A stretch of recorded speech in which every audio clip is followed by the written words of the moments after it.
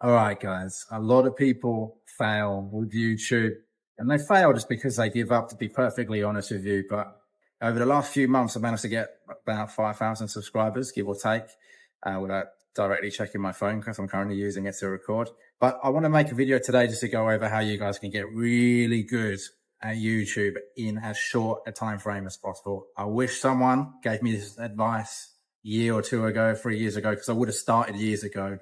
And it wasn't until December, January that I really decided to take YouTube seriously. And since taking it seriously, like I said, up to about 5,000 subscribers, give or take. Now, this might not be a lot for some people, but it certainly is better than nothing. And to do it in about 4 or 5 months, it's not too bad, right? So how did I do it, and how can you do the same? How can you get good at YouTube? Now, one of the things that you guys have to understand about me is that I absolutely hate public speaking. Number one, when I was a business development manager for a cybersecurity company, I remember they made me stand up on stage and I had to speak to government officials and things like that in embassies in Asia. And not only did I not really understand the technicals of what I was talking about, I just didn't really like doing the public speaking overall anyway. And so I just remember doing these pitches essentially and just shitting myself almost every single time I did it.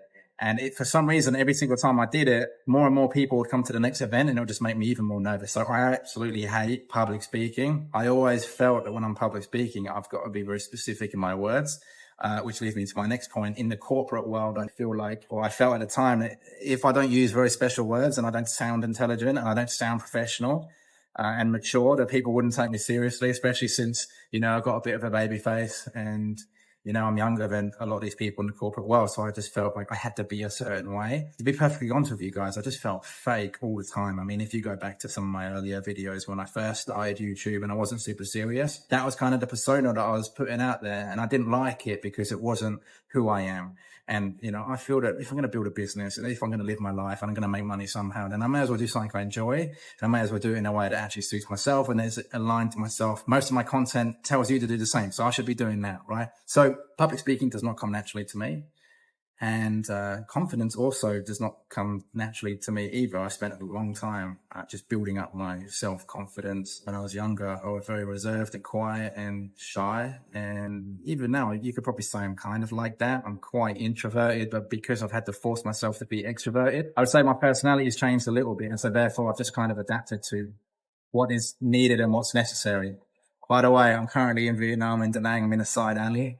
It's raining, so I don't know if you can hear the thunder, and there's bikes going back and forth every now and then. It's not actually a busy area, but I'm hoping that my editing software will remove the sound, but if not, that's what it is, guys. So yeah, not a good public speaker, not really the most confident person ever. And also, I mean, just like most people that are growing up and work 9 to 5s, or just, the average person, I was always really worried about like my background and what I was wearing and like how I presented myself, because I was worried about what people think at the end of the day. And I also thought if I create videos with a boring background, then no one's going to pay attention, because for some reason in my head, I felt like the background was very important. Because when you watch YouTube videos, or at least when I do, I see people in really nice offices, they've got lights behind them and things like that. And I just could never get that right. And I just wasn't really that bothered about lighting and microphones and things like that. I mean, now I've got this, but I don't even know if I really need this or if I'm using it properly, to be honest, guys. So I decided one day that I really needed to start a YouTube channel.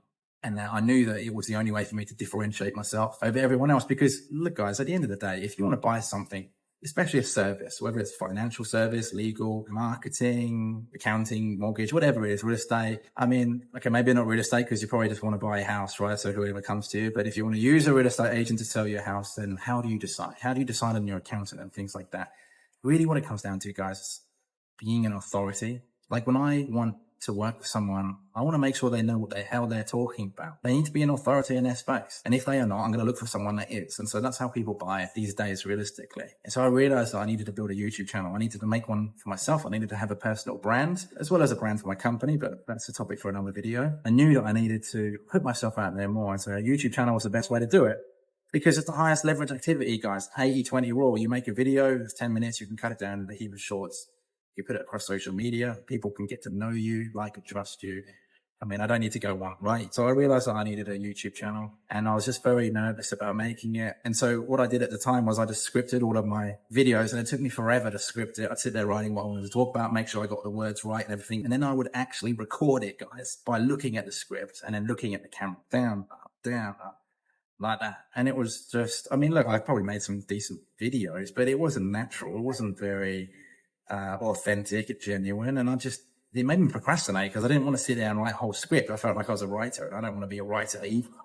I don't really like doing videos that much, but I know that if I make a video, I could turn it into a blog, I could turn it into a Twitter post or X, a picture, a caption, whatever, right? Short form video. It's just, there's so much repurposing you can do. So video was the thing that I wanted to do, and I realized that when I was scripting it, it just wasn't good. So and also I wasn't growing because I wasn't authentic and genuine. So that's lesson number one, guys, is to be authentic and genuine. And the second lesson I learned was that, it's not so much about the words and getting other people to be impressed by the way that you speak and have vocabulary. It's more about the emotion that you have behind the words and just being able to resonate with someone on a normal conversational level. Because I know when I speak to people, in real life, I have no problem making friends. So I was like, hey, maybe I should just speak to the camera as if I'm speaking to a friend or just someone I've met. Right? It's just the way I am. So these are the two things that have actually helped me change my mindset about making videos, because now I don't have to script the videos anymore. I can just be very authentic. I don't have to worry about a background, because at the end of the day, who really cares? You care about the content, guys, let's be honest. And that has allowed me to make more videos. And so if you want to get good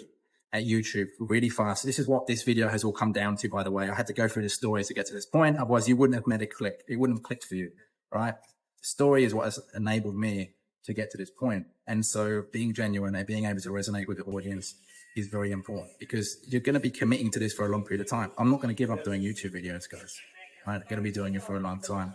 And so what I realized was that if I just commit to doing 30 at once, right? If you just do 30 all at once, 30 10-minute videos, you're going to be in a position that you are not currently in right now, that is so far ahead of where you want to be.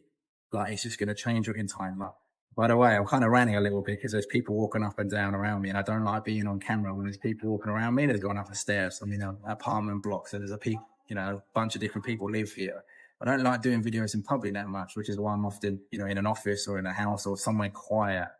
So when people walk around near me, I get a little bit stage fright, just like anyone else. It's normal, guys. But what I've realized is that these people aren't paying my bills. And if I want to be a success, if I want to do the things that I dream about and that I want to achieve and the impact that I want to put out there in the world, I have to be getting used to the fact that people are probably going to walk past me or watch me or look at me and possibly even watch these videos and say, hey, I knew that guy who was at the apartment block. So how do you get really good at YouTube videos, and how do you do it very fast?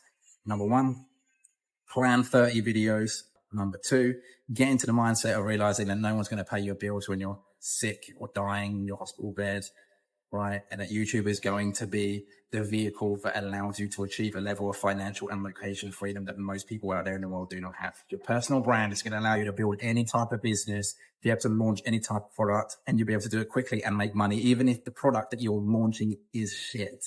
Look at Conor McGregor, Dwayne The Rock Johnson, look at the Kardashians. I'm not saying the products are bad, by the way. I'm just saying, like, it's far less risk. They don't have to build it up from the ground because they have a personal brand. If you don't want to even build a product because you have an audience, you could sell other people's stuff. There's a whole lot of benefits, guys. And so what I've realized is that building your audience is what's going to get me there. So change your mindset around worrying about what people think and just do it. Create content that is in an alignment with you and your mission and your purpose. And just do 30 videos. You're going to get better. My first few videos sucked. Even now, I probably suck, to be honest. I just rant. But I prefer to rant and just read a script because the script didn't feel very natural to me. And so what I've just learned from doing this through repetition is that sometimes your videos are going to get 0 views.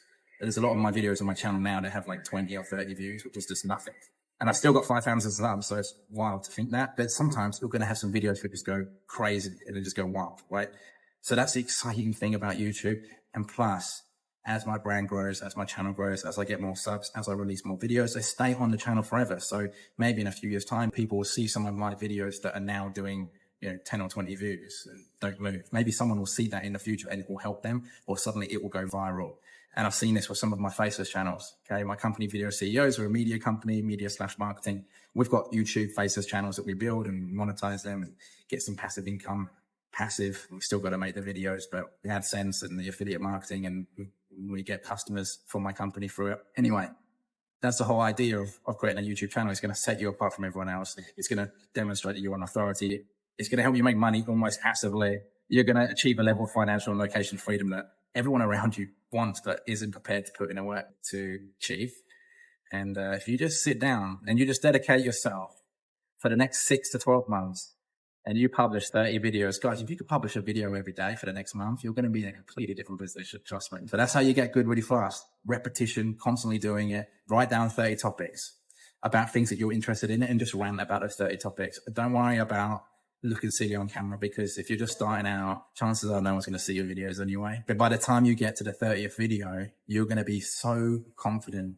You're going to be so used to it. You're going to be just in a completely different mindset, completely different state, and you're going to get addicted to it. I certainly am. I love doing it. I'm trying to release 3 to 4 videos every week. If I could do more, I would. But I also want to make sure that I'm working on other parts of my business. So yeah, guys, that is my advice. If you want to get really good at YouTube as fast as possible, just sit down, write down 30 topics and record all those videos as fast as possible. Do it in a day if you can. I usually record 5 or 6 videos in a day because it requires a lot of energy. So let's say you dedicate a week to recording those 30 videos, get some thumbnails, put headlines on them, schedule them all, and just see what happens over the next 30 days. That's how you get good really fast, guys. I promise, if you just stick to that, it's just such simple advice, but simple is often the key. And we always get lost in the details because we want to think or convince ourselves that things are hard. And it's really not. It's just about sitting down and doing it, getting better. Even my vlogs, guys, are not that good, to be honest, but over time, they're going to get better, and the editing's going to get better and everything, you know. Stop worrying about what people think. Right now, I'm sweating because it's so hot outside, but who cares? I want to do this video. Hopefully it'll impact one of you. If you've got any questions, let me know in the comments below, and I'll see you in the next one.